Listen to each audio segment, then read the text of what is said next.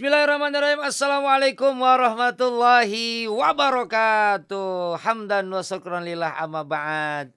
Alhamdulillah biidznillah biqudratillah pada kesempatan ini ketemu lagi sama di program kita yang makin kece, makin mantep. Apalagi kalau bukan sehati sehat ala Ustaz Supri. Sehat rohani dan jasmani itu tentunya yang kita harapkan.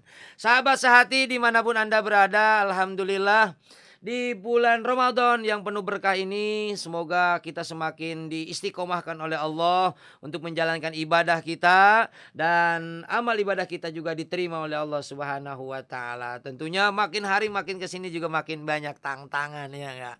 Sahabat sehati dimanapun Anda berada. Nih kali ini materi obrolan kita agak-agak gimana gitu karena memang ini berhubungan dengan profesi kita masing-masing ya, berhubungan tentang rumah tangga kita sebenarnya pribadi kita masing-masing.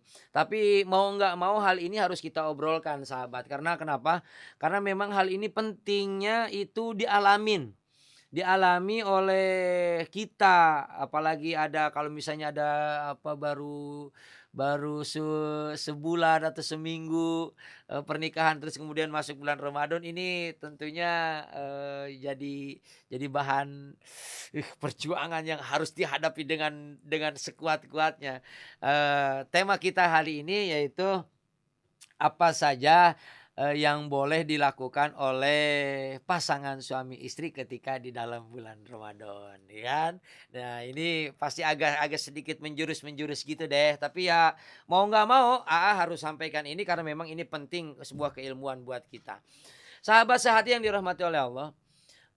Dalam menjalani, bulan Ramadan ini dan juga kita harus menjalani tentang, rumah tangga pasangan suami istri, ada beberapa poin paling tidak diperbolehkan dalam menjalankan rumah tangga sekaligus menjalankan bulan Ramadan, paling tidak ada 3 poin, yang diperbolehkan. Yang pertama, bercumbu.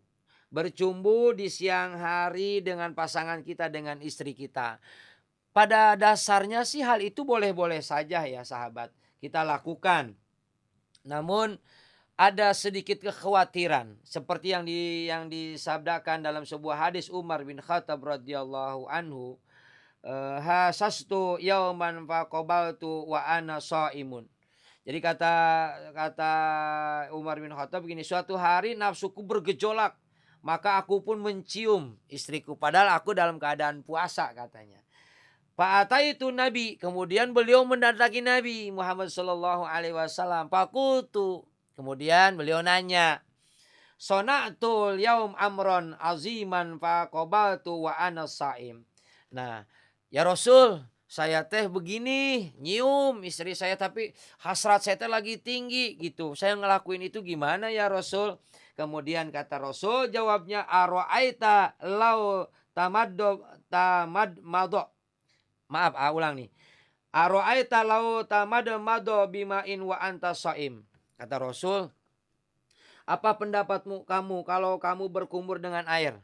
Dijawab nih, "Kalau saya berkumur dengan air," kata Umar bin Khattab, "saya khawatir masuk ke dalam rongga mulut saya, masuk ke dalam rongga mulut kemudian lewat ke kerongkongan. Itu yang dikhawatirkan." Begitu juga kata Nabi tentang apa yang kamu lakukan dalam keadaan puasa. Jadi kesimpulannya begini, mencium atau bercumbu dengan istri di dalam bulan Ramadan itu siang hari boleh-boleh saja. Tetapi dikhawatirkan kita, melakukan hal yang jauh. Kalau memang hasrat sudah terpancing, bisa jadi dong kita, melakukan hubungan badan. Sementara kalau kita hubungan badan di dalam bulan Ramadan siang hari, itu hukuman secara hukum agama, dia harus memerdekakan hamba sahaya, atau dia harus, berpuasa dua bulan berturut-turut, atau dia harus memberikan makan kepada 60 fakir miskin. Oh, dahsyat sekali, kalau kita sampai melakukan hal itu. Makanya, Nabi bilangnya gini, mengabarkan kepada Umar bin Khattab, "Kamu tahu nggak kalau kumur-kumur itu khawatir masuk?" "Iya Rasul tahu." "Nah itulah ketika kamu melakukan itu kamu khawatir, hal itu kamu akan lebih daripada itu. Lah makanya lebih baik hal itu dihindarkan, dijauhi saja. Nunggu malam sih nggak nggak sabaran banget bang gituan doang ya nggak. Nah itu yang pertama yang boleh dilakukan. Yang boleh dilakukan lagi yang kedua. Tadi kan siang hari. Nah ini malam nih. Boleh berhubungan setelah malam hari tiba. Ini boleh. Malah bukan hanya Nabi yang bilang, Al-Quran yang bilang, yaitu di dalam surat Al-Baqarah ayat 187. A'udzubillahi minasyaitonirrajim. Uhilla lakum lailatas siyami rafasu ila nisaikum. Diperbolehkan kamu pada malam hari untuk meropas berhubungan badan dengan istrimu. Jadi, ini yang boleh hubungan badan malam. Atau malam gak sempet, ketiduran, adanya waktu nih, kapan? Habis sahur, jelang waktu imsak. Buru-buru deh, cepetan deh. Itu boleh sebenarnya. Udah imsak ketiduran tapi belum begituan. Udah cepet-cepet dah, ada waktu 10 menit tuh sebisanya dah. Begitu dah kalau bahasa cepetnya. Daripada antar siang puyeng malah pala mumet, nggak kesalurin, mendingan waktu sedikit tapi targetnya tercapai begitu ya nggak? Nah, itu yang kedua. Yang ketiga, bergandengan tangan atau berpelukan. Bagi suami istri, bergandengan tangan atau berpelukan boleh. Kalau tadi kan bercumbu. Kalau bercumbu mungkin lebih ke arah level hotnya lebih tinggi lah ya. Kalau yang ini cuman berpegangan atau meluk istri sambil bobo-boboan habis sholat subuh meluk gitu. Di dalam bulan Ramadan hal itu boleh. Tapi dengan syarat, satu syarat, tidak boleh birahinya naik memuncak sampai dia keluar sperma gitu. Itu yang tidak boleh. Sampai dia keluar air mani. Dia enggak ilajul hasafati fil farji. Dia tidak memasukkan kemaluannya ke dalam kemaluan laki-laki. Kemaluan laki-laki tidak masuk ke dalam kemaluan perempuan. Tidak itu. Tapi dia tidak melakukan itu, tapi dia khurujul mani, tapi dia keluar mani, maka hal itu pun membatalkan puasanya dan dia wajib mengkodok puasanya setelah selesai bulan Ramadan. Tuh kan Masya Allah kan dahsyat luar biasa. Nah begitu sahabat yang dirahmati oleh Allah Subhanahu Wa Taala dimanapun Anda berada. Sahabat sehati yang dirahmati oleh Allah Subhanahu Wa Taala, daripada ngomong ngoceh sendirian terus kemudian sebenarnya mah sambil ngebayangin sesuatu gimana gitu ya. Lebih baik materi obrolan kita luasin aja lah dengan tanya jawab ya.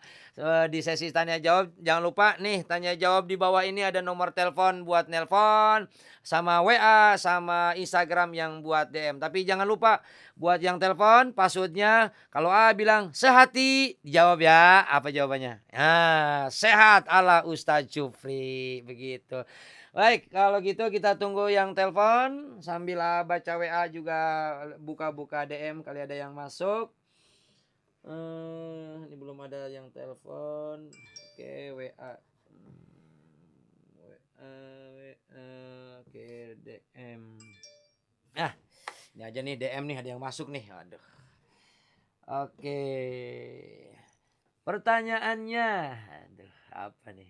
Assalamualaikum Pak Ustadz. Waalaikumsalam. Ustadz, ya saya dan istri baru menikah 2 bulan. Lagi hot-hotnya tuh. Namanya Pak Sutri, baru saya bawaannya ngebet terus sama istri. Ini yang nanya mas-mas nih atau abang-abang nih ya.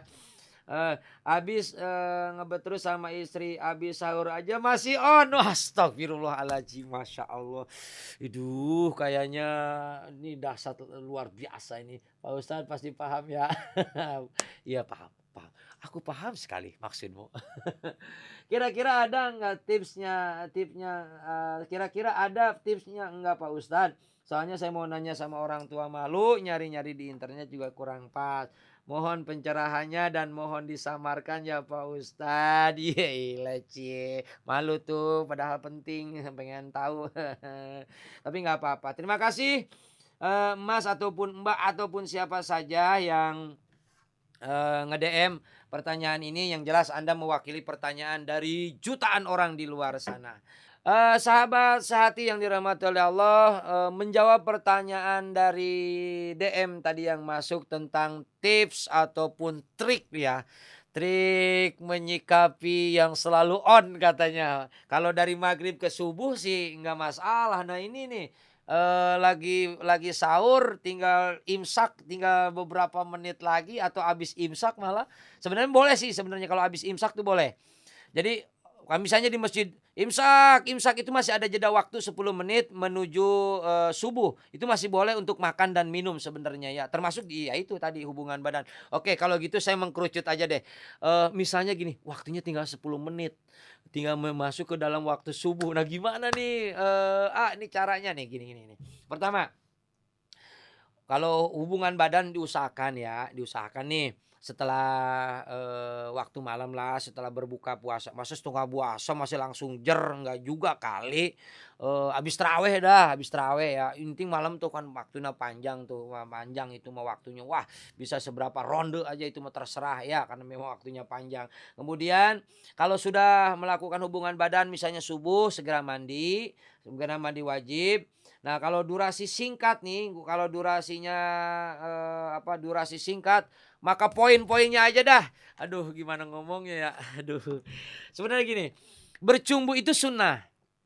Jadi sebelum melakukan hubungan badan, bercumbu atau, apa sih itu play-play gitulah, apa sih namanya ya, foreplay apa-apalah gitu. Itu sunnah sebenarnya dalam hukum agama. Nah, karena memang durasinya mepet, udah poin aja poinnya aja poin.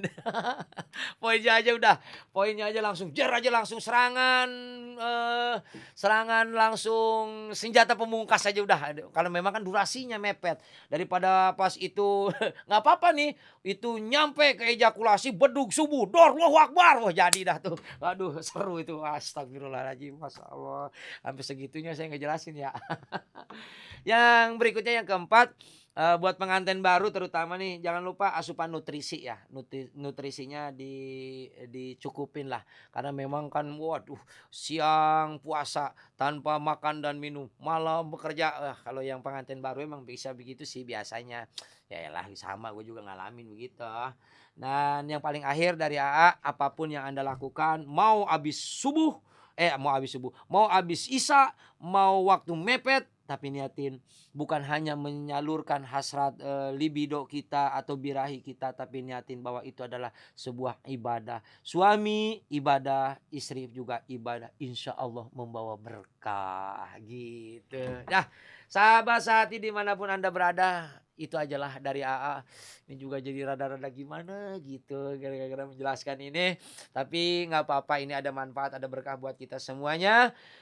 Yang pasti AA lagi-lagi mengucapkan terima kasih kepada sahabat sehati dimanapun Anda berada, yang sudah subscribe, yang sudah like, yang sudah komen, yang jelas yang sudah nge-share ini channel biar bermanfaat buat pribadi kita dan juga buat orang lain, dan semakin banyak orang yang menikmati dari acara kita ini, obrolan kita yang menarik. Dan tak lupa mengucapkan terima kasih kepada Mutip yang sudah ngasih baju yang aman dan nyaman dipakainya, karena memang produksi Mutip itu bikin kita cantik dan inspiratif.